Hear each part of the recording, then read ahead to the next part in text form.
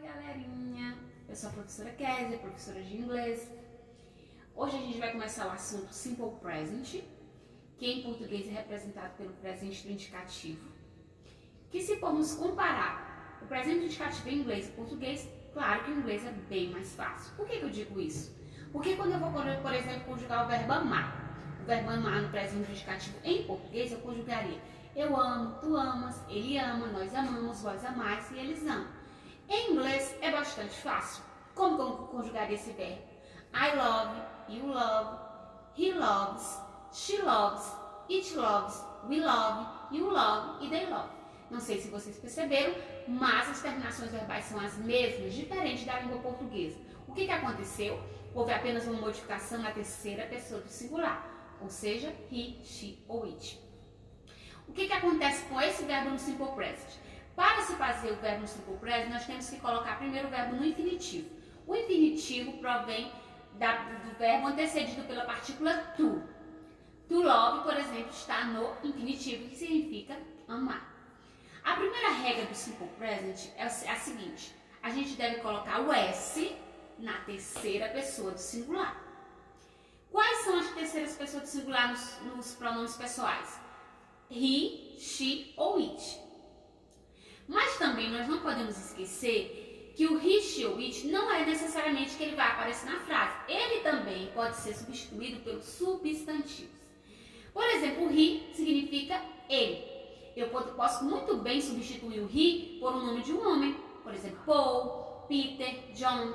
A mesma coisa é o she, que em português significa ela, que pode ser substituído por também um substantivo, como Mary, Jane, Suzy e assim por seguinte. Também tem o it. O it significa em português ele ou ela, que é usado para coisas e animais. Então na frase também pode aparecer dog, cat. Então não vamos esquecer que nas frases nós não encontramos apenas o he, she e o it. Lembrem que eles também podem ser usados substantivos, equivalentes a esses pronomes.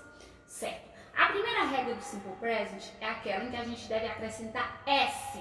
O S sempre só na terceira pessoa do singular, não esquecendo he, she ou it. Então, o que acontece com o verbo? Toda vez que o verbo estiver na terceira pessoa do singular, a regra geral, acrescenta-se S. Mas também não pode ser tão fácil assim. Então, existem outras regrinhas. Outras delas verbos terminados em S, SH, X, Z e O. O que acontece com esses verbos? Esses verbos a gente acrescenta ES. Como, por exemplo, o verbo wish, o verbo relish, o verbo do. Esses verbos a gente acrescenta S. Então, toda vez que os verbos terminarem em O, X, CH, SH, Z e O, a gente acrescenta ES. Não se esqueçam disso. Também tem outra regrinha, onde os verbos terminados em Y. Na questão dos verbos Y, existem duas opções. Se o verbo termina em Y, a gente tira o Y, esquece o Y e troca por IES. É o que, por exemplo, acontece com o verbo try. O verbo try, que é o verbo viajar, na terceira pessoa do singular, o que acontece? O Y desaparece e é trocado pelo IES. Mas, se o verbo for terminado em Y e antecedido por uma vogal, aí a coisa muda de figura. Já não acontece assim. Por exemplo, o verbo play, que é o verbo jogar, brincar. O que acontece com esse verbo? Eu apenas acrescento S. Lembrando, Y antecedido de consoante, elimina o Y e acrescenta IES. E nos verbos terminados em Y antecedido de vogal, apenas acrescenta S. É bastante simples esse assunto. Beijos.